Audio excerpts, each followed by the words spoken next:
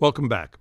When we stop and think about how the exercise you did in Module 1 feels, and you could just think about moments that you had with the person on the left, how did you feel about what you were doing or why you were doing it? And I would expect from a lot of other people's response to that recently that you would say, well, I felt a part of something important. That's because one of the things that effective leaders do, these resonant leaders, is they help us understand the context of what we're doing. They know that as adults, we don't learn unless we attach new experiences onto a framework, a context. What the effective leaders do is they use the purpose of the organization as the context. It's one of the reasons why people who start management meetings with financials are really very uninspiring and usually not very effective because they're telling everybody around them there's a confusion between why we're doing what we're doing, the purpose, and the measures of how well we're doing. But one of the things, for example, I had the opportunity not too long ago to witness the CEO of an ultimate low-tech steam valve company kick off his annual meeting of his top 350 managers in Philadelphia. And it was really an amazing moment because he said, thank you, good morning.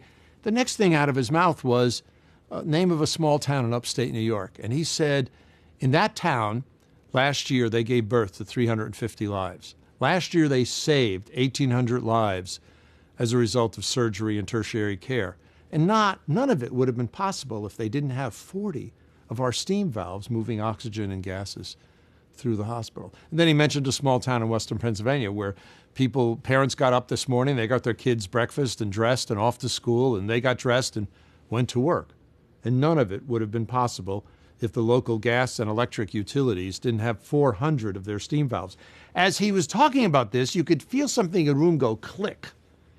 And that click was very important because people were sitting there saying, hey, I don't make steam valves, I make steam valves. It was a click of meaning.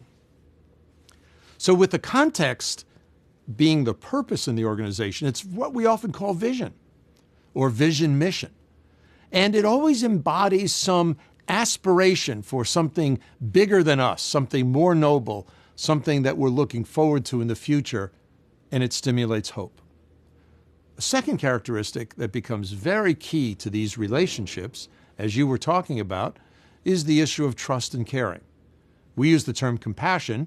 We're not using it in the Western sense or even the Buddhist sense of feeling for one in pain, but we mean it as more open and almost out of Confucian philosophy of benevolence. Opening yourself up to and caring for someone, whether they're in pain or they're in joy, or they're trying to grow and develop. But the idea is that you aren't just understanding them, empathy, you're caring about them and you're doing something about it. With that combination, what happens is you feel a part of a group, a team, a unit. And when you feel that somebody cares about you, you respond and you don't want to let them down and you care back.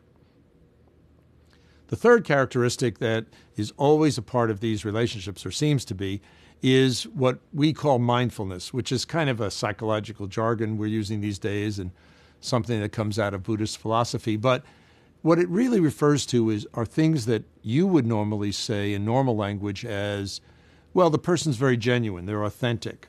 They seem like they have high integrity.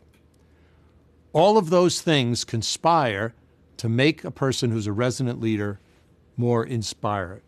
They are more inspirational. On the whole, and here's the question to ask yourself, when people leave your office or leave a conversation, do they feel inspired, lifted, excited?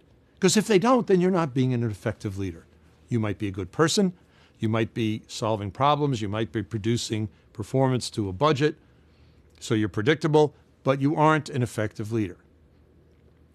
Maya Angelou said in a commencement address at Case Western Reserve University a few years ago, "It is my observation that in the future they will not remember what you said, they will not remember what you did, but they will remember how you made them feel."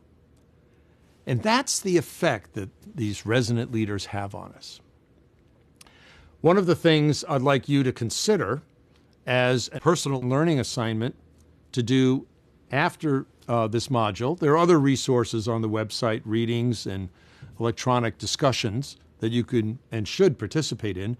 But for a personal learning assignment, I would ask you that over the next 2 weeks, in every meeting or every group that you're in, take a few notes, not just about the content, so you're paying attention, but also about the behavior and the relationship that the person who's up in front of the room, the quote unquote leader, what are they doing? Are they inspiring people or not?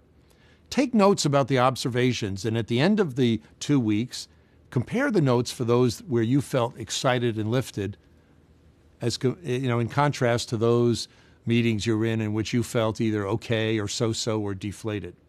In the process of all of that, one of the things that I should also caution is that this is a dynamic quality. In our relationships, we can have great resonant relationships, but it's very difficult to have them stay that way unless you're investing a lot of energy, because over time, you can get out of sync.